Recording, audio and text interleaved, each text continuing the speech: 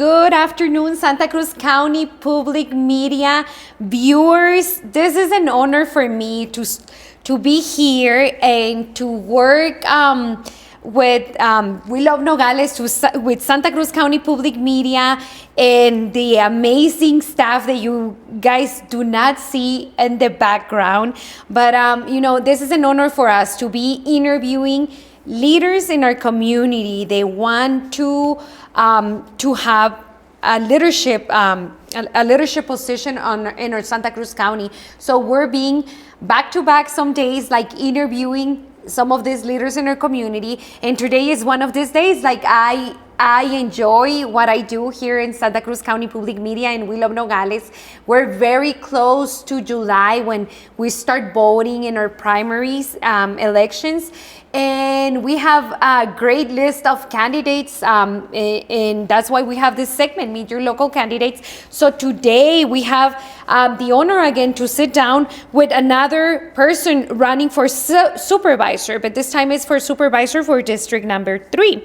His name is Jesus Jerez. He is here with us, and before I introduce you, Mr. Jerez, to our amazing audience, let me share with you about We Love Nogales. In our studio, we just moved about a month ago here, but We Love Nogales have been around for about 6 years. We are Santa Cruz County Public Media, and We Love Nogales have different platforms. We are right now live on Facebook. Then we will go on Spotify. So for people that can listen to music while they're driving, can download our We Love Nogales application. They can listen to us. We will be on our smart TVs and We Love Nogales. We will be on Amazon Fire, in Roku TV. We are in YouTube. We are in TikTok, Instagram.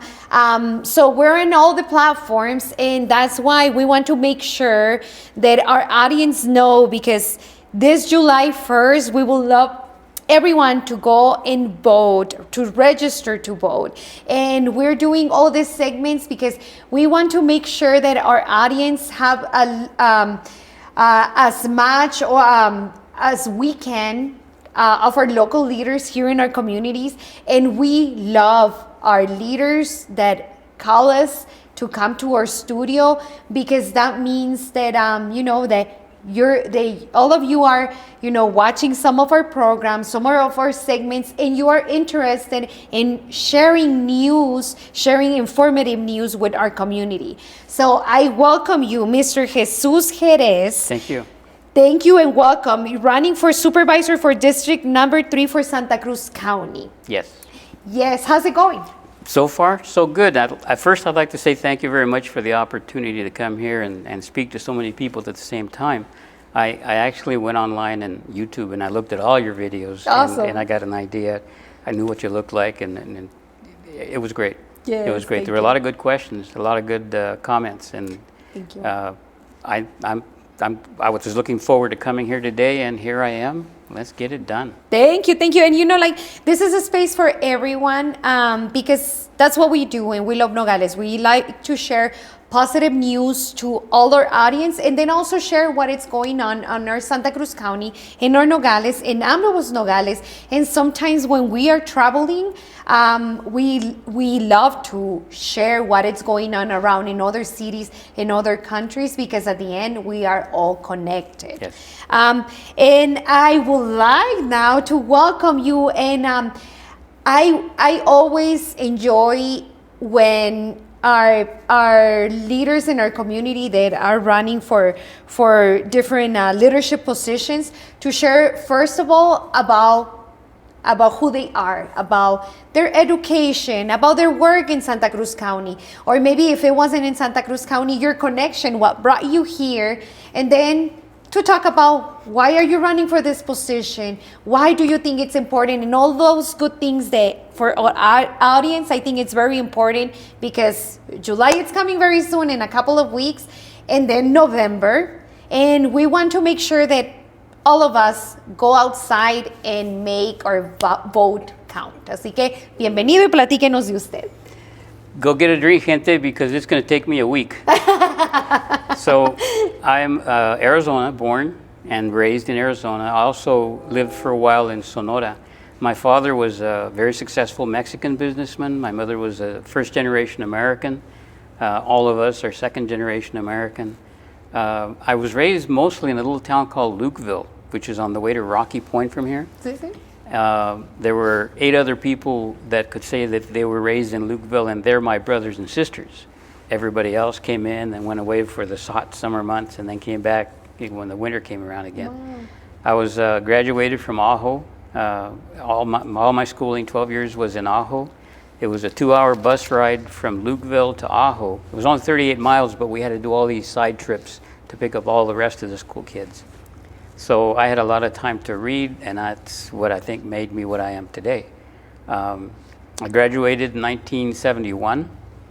My first language, by the way, my first tongue was Spanish.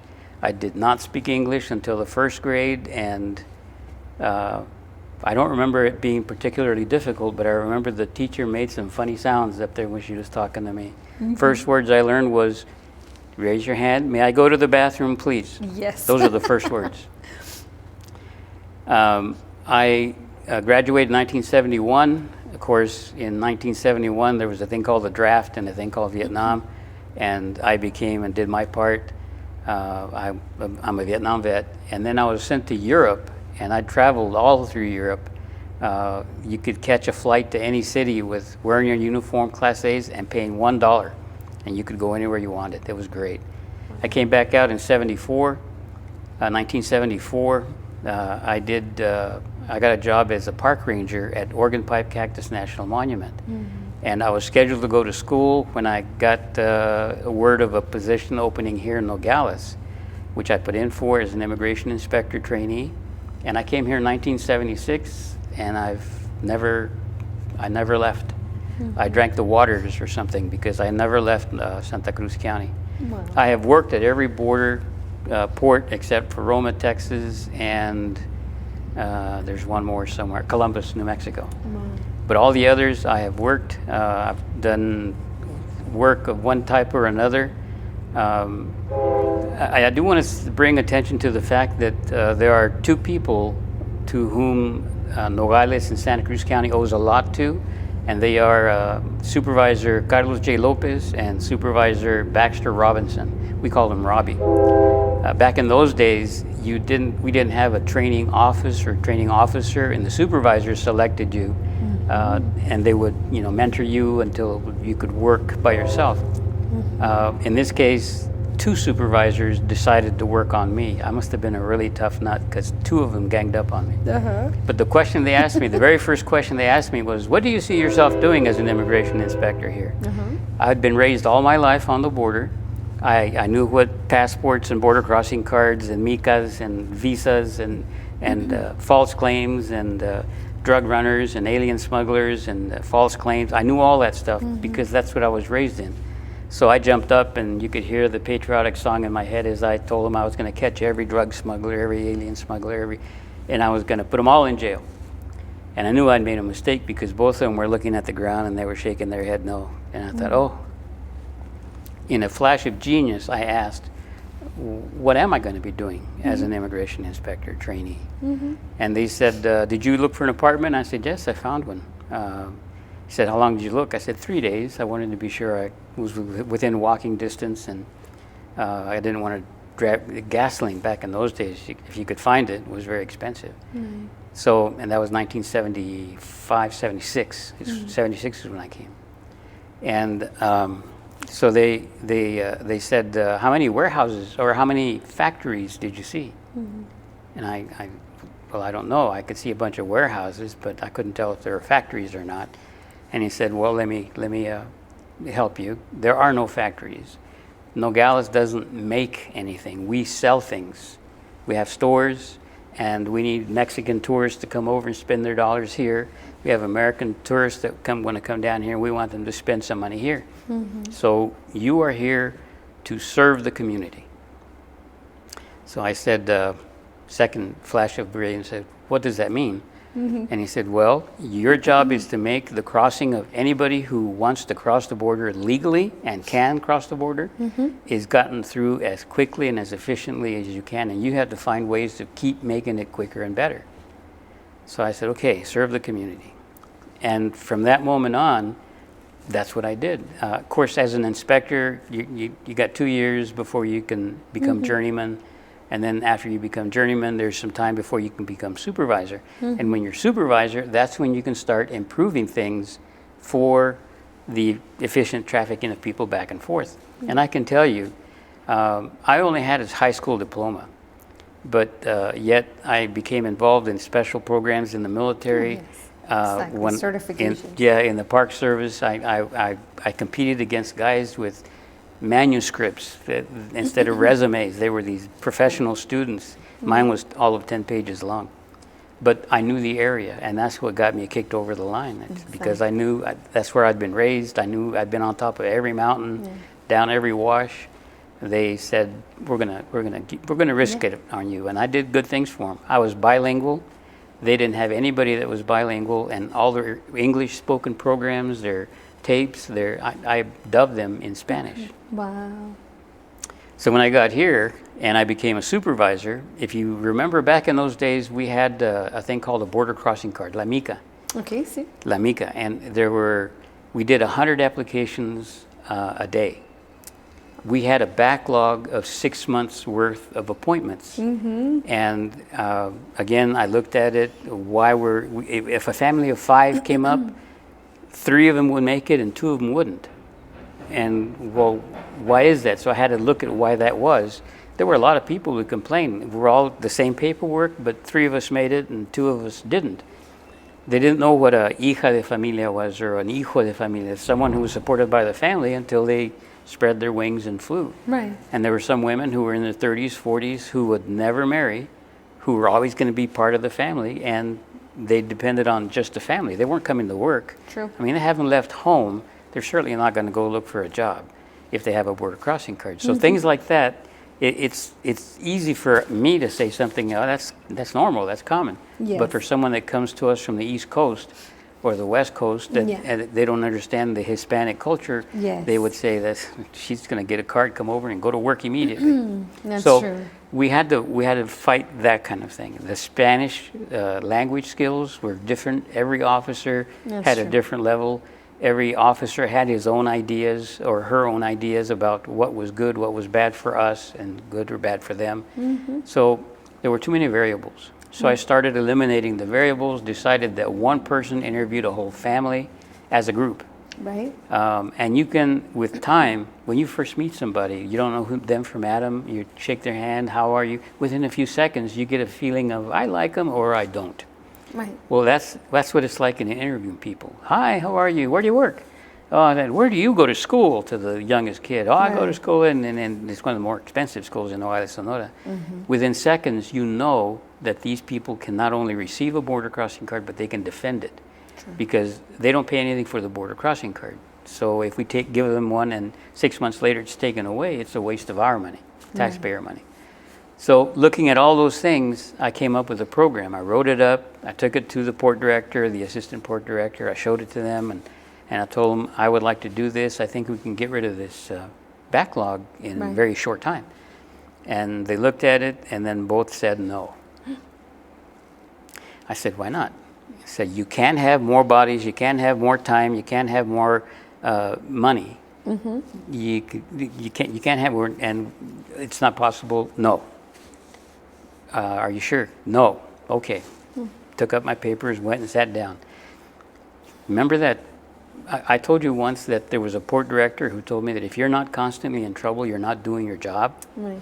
So I looked at what they said. They didn't say I couldn't do it. Right. They wouldn't give me more bodies, they wouldn't give me more time, and they wouldn't give me more money. So if I can do it without using those 3 things, there should be no problem, right? So I went ahead and talked to my team. We were F team. We had A through F. We called ourselves F Troop. There was a cavalry comedy show for half an hour, so we called ourselves F Troop. And I told them what my plan was, and I showed them what I had, and they all looked at me and said, yeah, let's give it a try. And I said, great. One person said, no, I don't want to be a part of this. And I said, well, okay, you're on loan to me from another team. I'll get rid of you. Excuse me, I'll trade you back for somebody else who will. Right. And the next morning she showed up and said, no, I want to do it. I'll stay here. Okay, so we tried it. One person interviewed everybody. And if you were denied, you were put on top of the stack. So that if you're going to spend all day here only to be told no, it's better if we get you first and get you back so you can have the rest of the day either to go back to work or take a walk or whatever. Yeah. You're not as angry, as upset as if you waited until 4:15 and then you're told no. Yes. So the first day that I did it, we did 300 applications. We went 3 times what we did in one day. Wow. The 4th day that we were there, we did 600. We got to the point that anybody who was successful in obtaining a border crossing card, we told them, if you have a friend or a neighbor or a cousin or whoever that tells you, oh, yeah, I'm still waiting for my appointment. No, go right now. And in 3 weeks, actually it was like 6 weeks from start to finish. At the end of 6 weeks, there was no more backlog. We were begging people to come in to apply for border crossing cards because the office was empty. Wow. So I wrote up all the data. I took all the numbers, the denial rate. The denial rate didn't change. It stayed the same, 17%, around 17%. And I wrote it up and I took it to the port director and the assistant, and I told them that my version, you didn't tell me I couldn't do it. You told me I could not have more people, more time, and more money. So I went ahead and did it with the people and the time and the money that I had right now. Right. And these are my numbers. And they started looking at the numbers, and I said, oh, by the way, the backlog is gone. Right. Nobody, go out in the office, there's nobody there. So with a little bit of looking at the problem, being familiar with the problem, having the power or the authority to do it, you can make a change. Do you know the program Century? Yes. That was my program. I brought it to Nogales.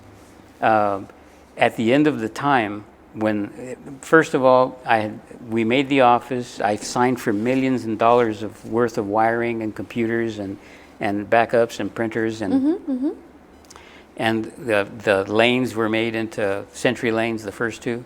Wow. And I selected the people, trained the people. They had special authorities that nobody else had. Only they could see these files. Even the port director couldn't see these files. And everything was ready. And then 9/11 happened. 9/11 happened. The bottom fell out of the world. We couldn't do anything. And then for 2 years, it just dwindled right there. It was suspended. The officers, they tried to take those officers and put them back in the line because we weren't getting new bodies, and I fought tooth and nail to keep those people. They were specially trained. If I lose them, I'll never get them back. So 2 years later, the merger of March 1st, 2003, that's when we all became CBP. Immigration Service was gone, Agriculture Service was gone, Customs Service was gone. We were all Customs and Border Protection. All together, yes. So, and then to figure out who had what authority, nobody wanted to make a decision as important as open Century up. So finally, we started pushing back on it, and we finally got approval to open it, and here's the money so that you can fix the Mexican side. Because we had to put new lanes going, one lane to Century, everything else comes over here. And every border. We needed a gate over here. We were the first one to use it on the southern border.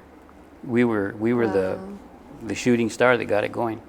So I finally got the money. It was sent to the American consulate in Nogales, Sonora. Wow. So in order to get money from the consulate, I had to give them a plan and who I was going to use and why I was going to use them and who else did I interview. And I said, I can't do what you're asking me because I can't work in Mexico. I'm a uniformed officer of the United States, and Mexico does not allow uniformed officers to work in Mexico. Right. And they said, well, if you want the money, that's what you need to give us. So I thought about it for a while, and then I went to, the port director's name was Jimmy Tong. And I went to Jimmy and I said, Jimmy, I can make it happen, but it's going to be unusual. It's not going to be normal. And he said, would I get in trouble? Will I get in trouble? And I said, I don't think you won't get in trouble, but I will. Probably, I will. And he said, what do you want from me? And I said, just tell me, shake the tree. we had a saying back then, shake the tree and see what falls out. Right. Shake the tree. So he said, so that's what you need from me, is for me to tell you to go shake a tree? I said, yeah, that's it, and I'll get it done. And it won't cost us a penny. And he thought about it for a while, and he walked back and forth. Finally, he turned back to me and he said, shake the tree. Yes, sir. Got up, saluted, went out.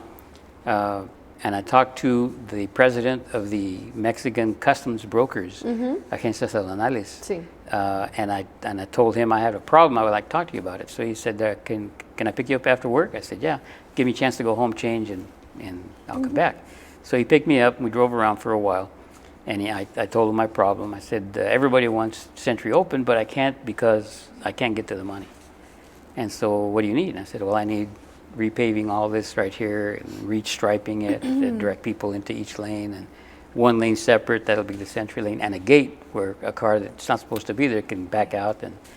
And he said, do you have time? I said, yeah. So he made a couple of calls, and then he came back, and we drove to somewhere down south in town, to a great big, it was an almacén is what it was, but it was a lot of chairs in it, and people were sitting around. And we walked up to the front, everybody saw us come in, everybody sat down, and then he gave me a little stage, and he said, Jesus, ándale. So I stood up, and I told everybody who I was, what my involvement in Century was, what I needed to do, couldn't do it because of country regulations, and well, what do you need? I said, well, I need Jersey barriers separating one lane, I need striping, I need repaving because it was all chopped up on the Mexican side. And one guy stood up in the back. He said, I've got 10 Jersey barriers just rotting away in my back lot. And he said, I've got about 20 of them. And Wow. I had the paving done, the striping done, the Jersey barriers, the iron gate, everything was done. And so they all came together and they started doing it on the Mexican side, and I didn't say a word while everything was happening in front of us. Right. And 2 weeks later, I said, Jimmy, Century's ready to be open. And he said, what? And we went and looked, and yep, there was the line, and all the striping was done. And amazing. wow, okay, so it didn't matter to me either with that Operation Flash, because we didn't get credit for it. The deputy port director took credit for it. And this one, we didn't get credit for it either. The port director for the new CBP department in Tucson, the Tucson field office, got credit for it. We don't care, as long as it gets done. Right. So Grand Day comes up, they put a little grandstand. I didn't get invited to sit in the grandstand.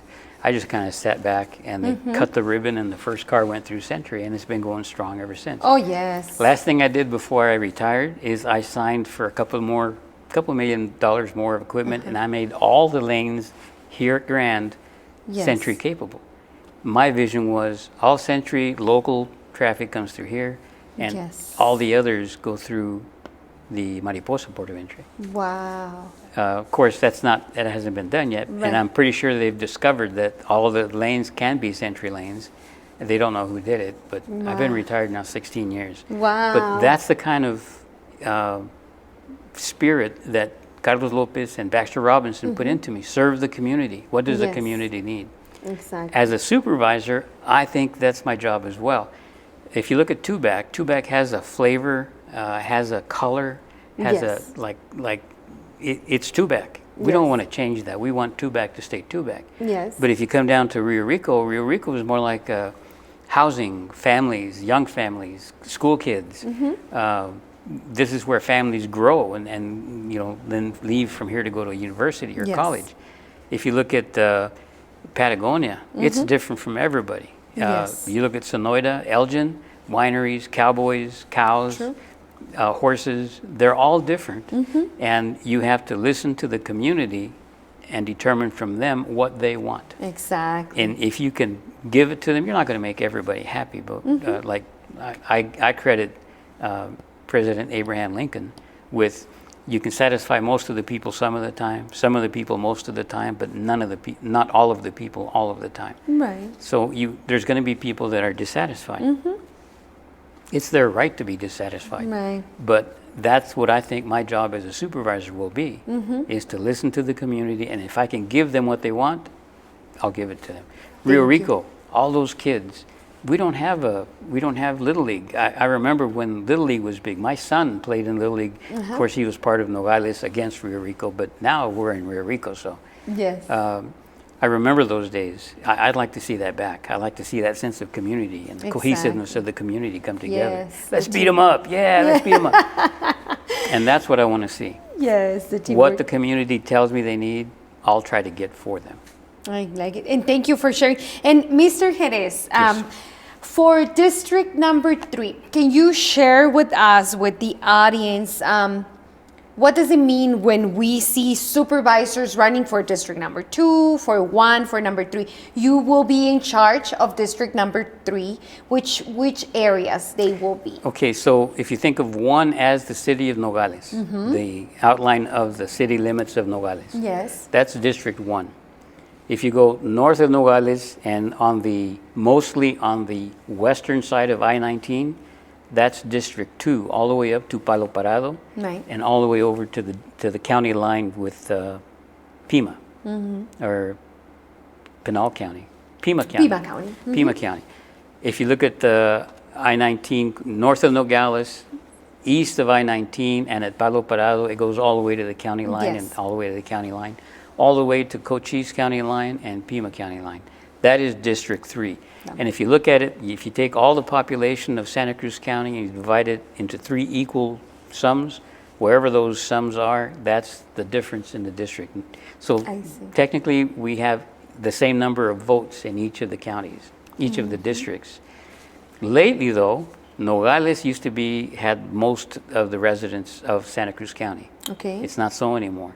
So many have moved out to Rio Rico that now Rio Rico is where most of the population is residing.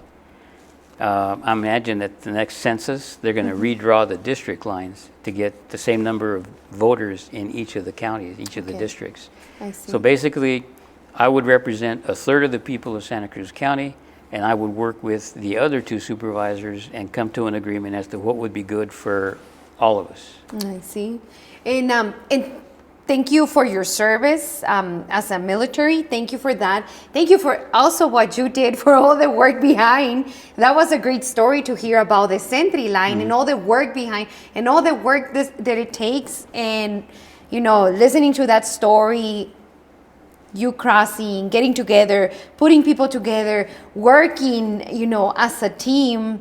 Thank you for that, because I know the ones that we use it, we always say like, wow, what a time saver, and what an amazing, at the same time, commitment from both mayors, from both. I think it's both communities, Yes, because both without communities their together. help, it would not have been possible. Exactly. So thank you for that work, and thank you for your work in our community and the military community as well, and for the work that you're planning to do now as you're running for supervisor for District number 3. And I see on all your pamphlets they were looking at, and it mentions from day 1 working in Nogales, just learn the importance of service of the community. And I think we hear all the work, all the work behind that you have, all your background in the community.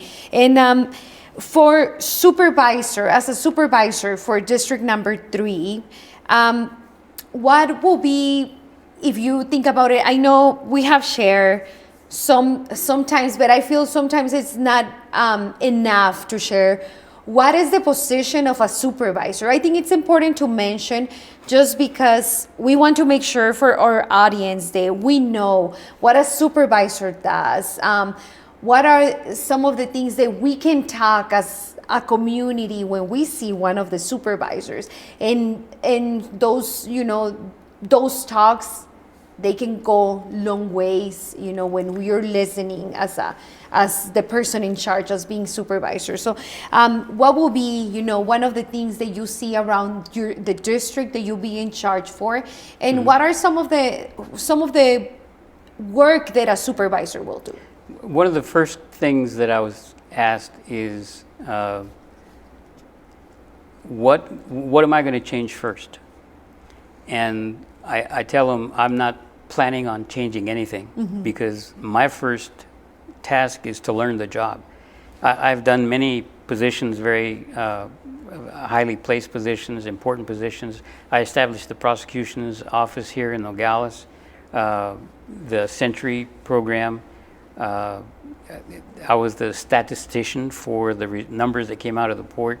My job was very complicated. I had 7 collateral duties, and all of them, I'm supposed to dedicate 25% of my time to each of those collateral duties. I see. Impossible. So my first task is to learn the job.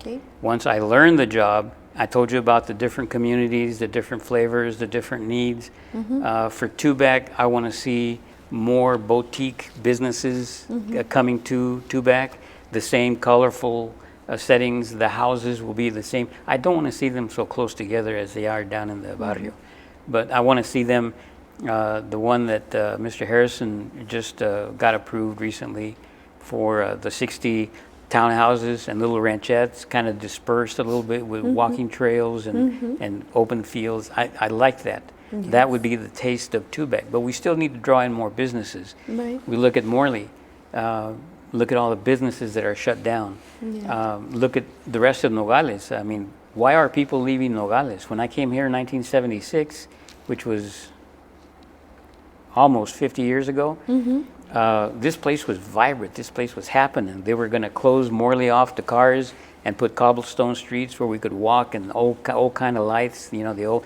and make it a tourist attraction. Yes. What happened to that? Look out there now. I think when I was working in the various government programs, I would see people come in as leaders of a program and immediately start changing things without realizing that if you change that, that's going to impact these other things. So I'm not going to change anything when I get to be supervisor. First, I'm going to learn the job. Once I learn enough of the job, I can see where I can make some improvements. One thing I can tell you right now is I don't like the fact that special elections for school bonds are being held on non-primary and non-general elections. I want to see them where everybody knows what's involved in the program, because if you approve it, your taxes are going to go up, because that's where they pay those bonds from, property taxes. Okay. And people, well, it's a school bond. You know, I don't have any kids in school, and you know, I've got nothing to do with it. In the last bond election for District 1, less than 8% of the people, eligible voters, voted on it, and it passed by a 2-to-1 margin. I know, because I'm so interested in seeing how the elections office works. Yes. And I heard Jerry Navarro tell you that Almita Schultz runs a tight ship, and I got to work inside the tabulation room, and I saw her fielding the questions, and she went directly to the book, and I love going directly to the book. She runs a tight ship. Kudos to her. Anita Moreno running the recorder's office. Yes. She knows the problems. She understands the problems. I think Santa Cruz County is got a very good system set up for elections. It's Great. just That's great to those hear. special elections that I have a little bit of a problem with. Yes. I want to retain our children in Nogales. In Santa Cruz County. My sons, when they were growing up, this was back in the 70s, 80s. There was no higher education here. There was no vocational education here. Yes. They went to Phoenix, where they're now at. One is he's working for his nurse's degree, and my other one is in law enforcement. Wow. And very high up in law enforcement. I'm not going to. Don't worry, I'm not going to tell anybody. And that's. I want our kids to stay here. I remember in the old days we had primos and primas and cuñados. Families, every Sunday was generations, just a big fun time. We don't see that much anymore. Okay. We're losing our youth. We're losing. We don't have job opportunities for them. We need to walk a middle of the road where, like the mine, we want the jobs. We don't want the pollution, but as long as we can have the jobs and we can keep an eye on the pollution and monitor the health and welfare of the environment, I'd say it's a good thing for us to have the mine here. We need those jobs. So I'm not going to say, I'm going to try to please as many people as I can, Right. but there's going to be some unhappy people. I know that. That all my life it's been that way.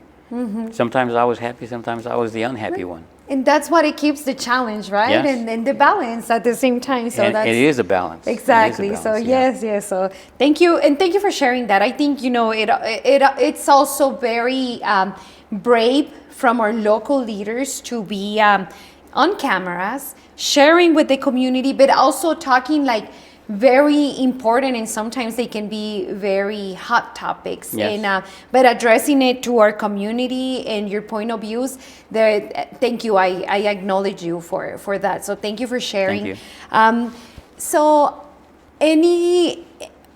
let's jump to your website. Like, where can we get to know you? Where can we see all the information that about your background, about your career, about your views for you as you're running for supervisor for district number 3? I know you have a website, and if you can please share with our audience, and then also if I love when the leaders in our community are sitting down here and they encourage also their audience, our audience, this young also generation that just came out of high school, their graduations, and congratulations for that. But they also turning 18 and now they can vote. If you can also invite them to vote. También a la audiencia que viene, que fuimos, como yo fui una de ellas, ciudadanas de los Estados Unidos ya, o a lo mejor que ya pueden empezar a votar como ciudadanas de los Estados Unidos recientemente,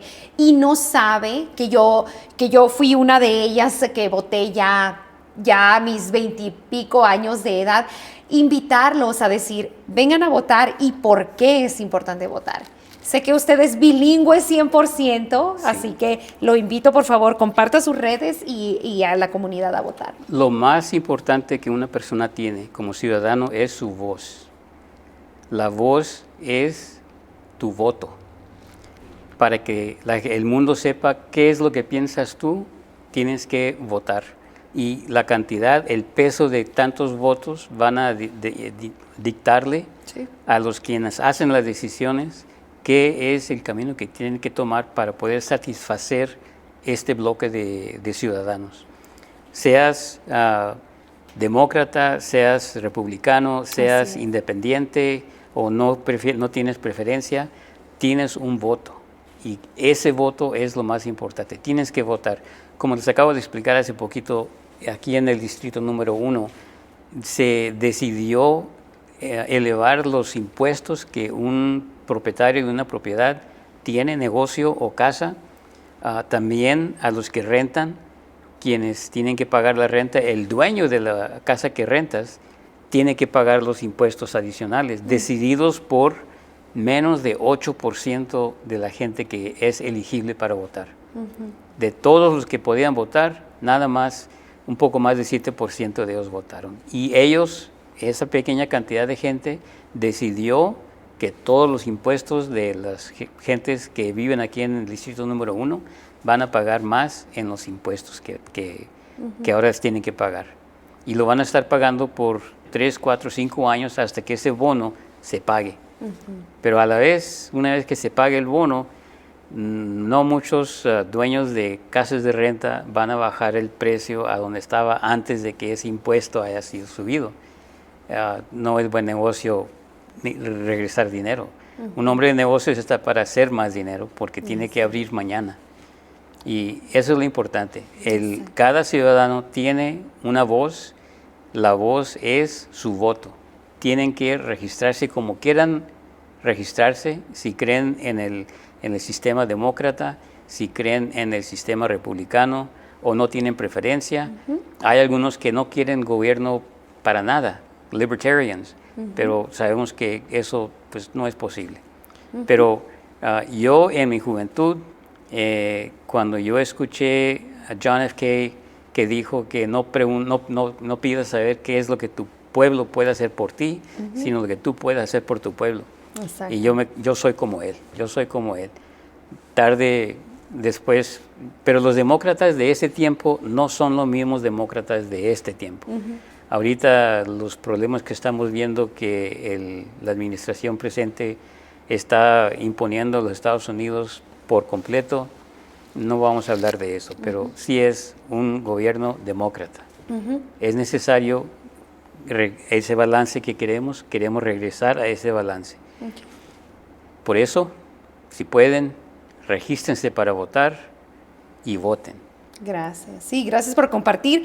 Las registraciones para votar todavía las podemos hacer, como lo digo en cada segmento de Meet Your Local Candidates.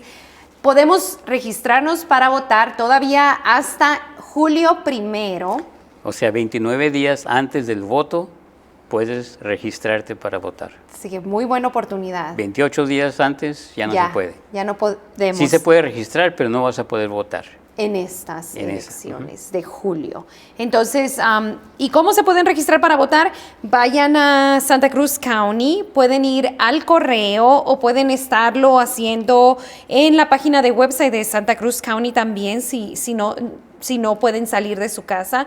Y pues para votar. Service Arizona Online también. También tenemos, cuando hay, por ejemplo, en el 4th of July, tenemos una tienda donde ponemos para registrar gente, sean demócrata, independiente, republicano, no le hace quien sea, les damos las formas, las llenamos por usted, les ayudamos y luego aseguramos de que sean registrados para votar. Gracias por ese servicio también, Así que no tenemos excusa, tenemos que salir a votar, a hacer nuestro voto valer el día julio 1 y después podemos votar cómodamente desde nuestra casa y todo desde julio 3 en adelante. Julio 3 empezamos a votar desde nuestras casas con los ballots para votar temprano. Y el 30 de julio es cuando salimos a votar. Así que todo nuestro Santa Cruz County para votar, hacer nuestra voz valer. Y aquí están meeting our local candidates en We Love Nogales en Santa Cruz County Public Media. El señor Jesús Jerez está corriendo para supervisor del distrito número 3. Es bilingüe, habla inglés y español. Su website es Jerez for Santa Cruz County.com. Yes. So JB Jerez, number 4, SCC.com. And I know Edgardo, behind the scenes, he is amazing, and he's putting together the website, the picture of Jesús Jerez running for supervisor for district number 3.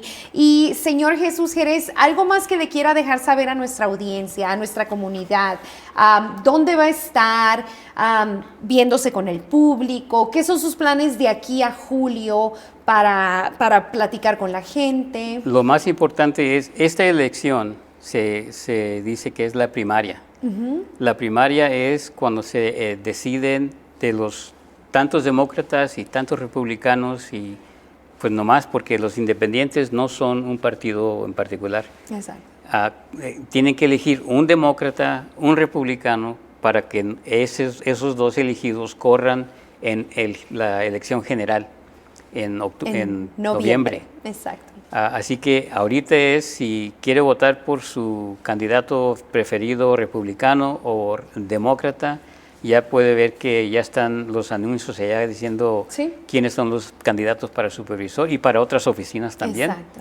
Y todos aquellos que son demócratas y republicanos tienen que eliminar todos excepto uno.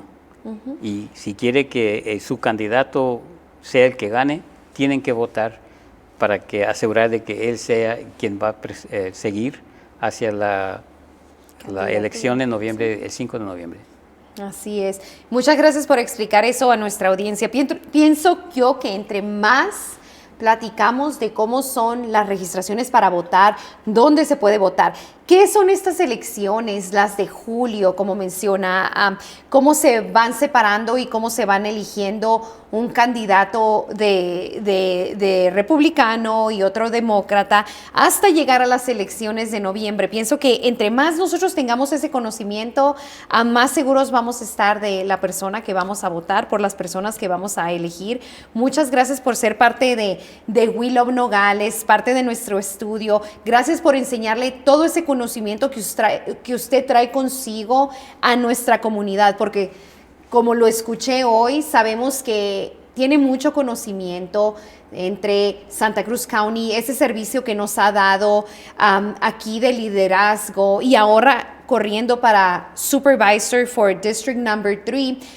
Yo sé que hay mucho que platicar, sé que tiene un libro, es autor, mucho trabajo en todas partes del mundo, porque ha viajado en el mundo, todo ese background. Pienso que es muy importante que nuestra comunidad lo sepa. Nuestra comunidad está llena de personas, de líderes tan buenos como uno de usted, y como usted me platicó ahora mismo y tras cámaras también. De cada 100 personas, el 98% hacemos un buen trabajo de liderazgo a nuestra comunidad. Somos buenas personas, así que somos la mayoría. Le doy las gracias por estar con nosotros. No quiero que se me pase nada sin poder compartir, señor Jesús Jerez, algo que le quiera dejar saber a nuestra audiencia antes de despedirnos. Yo diría que entre más armas uno tiene, mejor preparado está para el combate diario. Exacto. Información sobre elecciones, información sobre los temas en particular. No se confíen de que nomás porque soy conservativo, que soy un diablo, no tengo cuernos ni cola. Aunque me han acusado de ser eso. También. Tiene la mente preparada, que vota con su conciencia, sus valores. Esa es la persona quien está siendo un buen ciudadano. Él está dando servicio a nuestro país, a nuestra comunidad, a su partido también. Así que infórmense y elijan con mucho conocimiento. Entre más conocimiento, mejor. Y si votan por mí, gracias por su voto. Así es. Muchas gracias. Este espacio es de usted. Todo mundo aquí tiene su espacio. Muchas gracias por venir a We Love Nogales, al estudio de We Love Nogales. Dejarles saber a nuestro público ese conocimiento, porque eso es lo que queremos, compartir con la comunidad que tienen un espacio aquí de aprendizaje. Para eso estamos. Muchísimas gracias por eso, el liderazgo que nos ha dado por tantos años. Muchísimas gracias por su servicio y muchas gracias por correr por un puesto de liderazgo para supervisor del distrito número 3. Pienso que es también un líder para las futuras generaciones que quieran correr por un puesto de liderazgo. Verlo usted aquí sentado con ese conocimiento, verlo en los estudios de We Love Nogales y aprender de votaciones, aprender lo que hace un supervisor, tiene mucho que ver. Así que le doy las gracias. Thank you so much to our audience as well for being here, for watching us, for listening to us, and for reaching out. This is our Santa Cruz County. This is Santa Cruz County Public Media. We Love Nogales. We are here to serve our community. We are here to support our leaders in the community and to expand the knowledge of all of us, because we all want to know about our local leaders in our community. So we thank you for watching, and we will be here. We will be here, continue to do these interviews all the way until November. So thank you, Mr. Jerez, Jesus Jerez, for Supervisor for District Number 3 for Santa Cruz County, for being here with us. And thank you, Santa Cruz County Public Media viewers, for watching us. Hasta luego.